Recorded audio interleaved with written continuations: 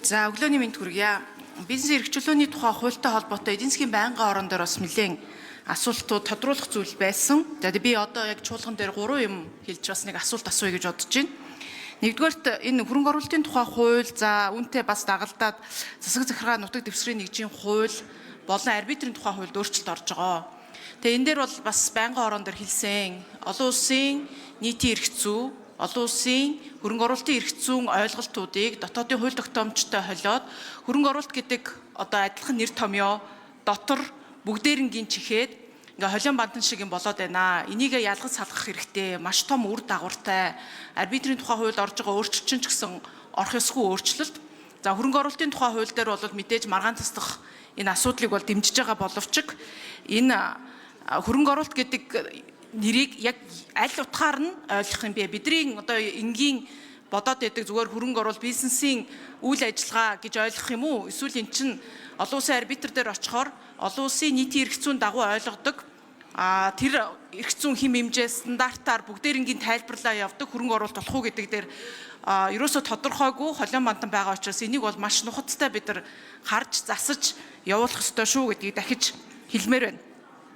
За хоёрдугаарт бол энэ хоёр сайдын танилцуулгад гарч байгаа. Ер нь бол гадаадын хөрөнгө оруулагчдаас байдаг бизнес эрхлэгчдээс гарч байгаа гол гомдлуудын нэг бол энэ шүүхтэр байна. Шүүхийн маргаан шийдвэрлэх асуудал дээр гарсан шүүхийн шийдвэрүүд нь биелэхгүй байгаа гомдлууд байна гэж байгаа. Тэгэхээр яг энэ бизнесийн эрх зүйн орчныг бизнес эрхлэгчдэд хөрөнгө оруулагчдад эрсдлээ үнэлэх exit plan буюу хөрөнгө оруулалтаа татах тийм үү. Энэ асуудлууд нь хамгийн тодорхой ийм орчныг бүрдүүлэхийн тулд яалтчгүй энэ шүүхийн процесс болон шүүхийн шийдвэр гүйцэтгэл ийм хуулиуд бол маш чухал байгаа. Тэгэхээр засгийн газар энэ шүүхийн шийдвэр гүйцэтгэлийн хууль одоо нэлээд бэлэн болсон гэж ойлгож байгаа. Тэрийг энэ суур асуудлуудаа шийдэх асуудлуудыг оруулж ирмээр байгаа юм дагсан жижиг хуулиудаас гадна суур хүлээгдэж байгаа реформууд байгаа. Тэрийг иргэний хэргийн шүүхийн процессын хууль болон шүүхийн шийдвэр гүйцэтгэлийн хуулийг одоо эртхэн оруулж иржээж бас энд сайн дохио болно шүү гэдгийг хэлмээр байна. За гурав дахь нь энэ хоёр сайдын танилцуулгадаар бас байсан.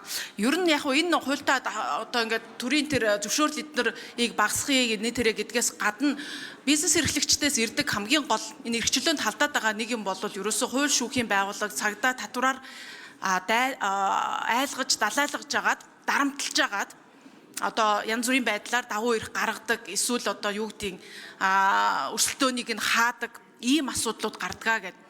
Тэгэхээр яг энэ чиглэлийн бизнесийн эрхчлөөг хангахтай холбоотой асуудал дээр судалгаа хийгдсэн үү? Ер нь хэдэн аж ахуйн нэгждэр одоо татврын шалгалтыг хууль бусаар хийсэн ч гэдэм үү? Эсвэл компани захирлуудыг татвараар зайлсхийсэн гэдэг асуудлаар шалгасан ч гэдэм үү? Мөнгө угаах гэдэг асуудлаар шалгасан, цагдаа дээр хэд шалгагдаад, тэр нь прокурор руу хэд очоод, хэр удаад тэгээ тэрнээсээ хідэн шүүх рүү очоод шүүхтэр хідэн шийдэгдээ тэрнийхэн дагуу юм гомдлууд гарч ийн гэсэн тоо статистик байгаа юу. Бид нар ийм нөгөө зөөлөн аргаар буюу зохицуултын өөрчлөлт хийхээс гадна хамгийн гол бас ингээд хүчтэй тэр дарамтлж байгаа нэг хэрэгсэл болон цагдаа шүүх болон янз бүрийн гэмт хэрэг татвараас зайлсхийх, эдийн засгийн гэмт хэрэгт буруутгагдаад одоо юу гэдэг юм те дарамтлах ийм асуудлууд бол байгаад байгаа. Шүүхийн шат руугаа очихгүй ч гэсэн цагдаа прокурор дээр ингээд давцдаг. Тэгэхээр энэ чиглэлийн имийг та бүхэн энэ бизнесийн эрхчлөөг хангах асуудал дээр авч үзв үү, судлав уу, тооцоо дата судалгаа ер нь энэ дээр байна уу гэдгийг асуултыг асуумаар байна. Яг хариулах уу. За энэ хоёр сайд шадар сайд хариулъя. За арбитрийн асуудал дээр ажлын хэсэг бэлдэж байгаарай. За сүүлийн ерөнхий сайд үүргүүд эдийн засгийн хөгжлийн яам дээр хөрөнгө оруулагчдын эрх ашиг хамгаалах ийм санал хүсэлтийг хүлээж авах төвийг байгуулж ажилуулдаг үүрэг авсан 6 сар гаруй ажилласан бүхий л одоо Монгол улсад хөрөнгө оруулалт хийсэн аж ахуй нэгжүүдийг салбар бүрээр улс бүрээр нь уулзаж ярилцлага хийж энэ хуулийн төслөө танилцуулж аж ахуй нэгжүүдийн гомдлыг хүлээж авсан. За нийт эдийн засгийн хөгжлийн яам 145 гомдол одоо хөрөнгө оруулагчдаас ирсэн. Төрийн байгууллагын шийдвэр үйл ажиллагаатай холбоотой 81 гомдол, иргэний эрх зүйн гэрээний харилцаатай холбоотой 22 гомдол, мөрдөн шалгах ажиллагаатай холбоотой 17 гомдол, татврын маргаантай асуудалтай холбоотой 13 гомдол, шүүхийн шийдвэр гүйцэтгэх ажиллагаатай холбоотой 12 гомдол ирсэн байна.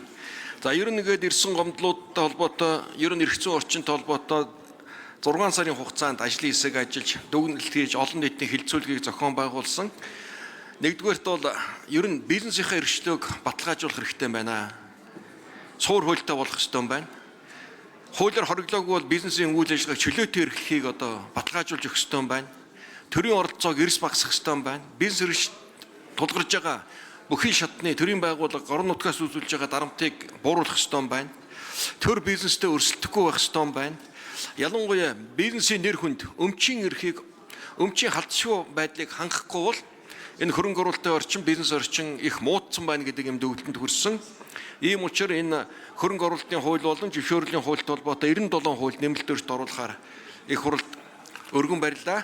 За таны гаргаж байгаа саналтай холбоотойгоор ардчилсан нам эдийн засгийн хэрэгслийн тухай хуулийг өргөн барьсан. Энэ хоёр хуулийг нэгтгэхэд их хурлаас ажлын хэсэг хамтарч байгуулад ингээ хамтраад улам боловсронгуй болгоод гарах болцоотой гэж үзэж байгаа.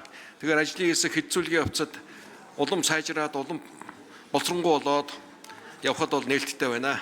За ажлын хэсэг арбитрийн хуультай холбоотой, маргаантай холбоотой.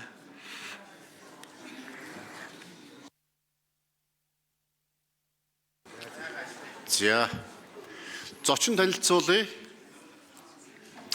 Говьолтой аймгийн Лодоо Домбын нэрэмжит ерөнхий боловсролын 2 дугаар сургуулийн 1976 оны төгсөгчид улсын их хурлын үйл ажиллагаа төрийн ордондоо танилцж байна. Төрийн ордондоо танилцж байгаа 50 жилийнхаа төгсөлтийн яваг тэмдэглэж байгаа иргэдтэй улсын их хурлынхаа нийт гишүүдийн нэрийн өмнөөс эрүүл мэндийн аз жаргал, сайн сайхан богиныг хүсээрэй.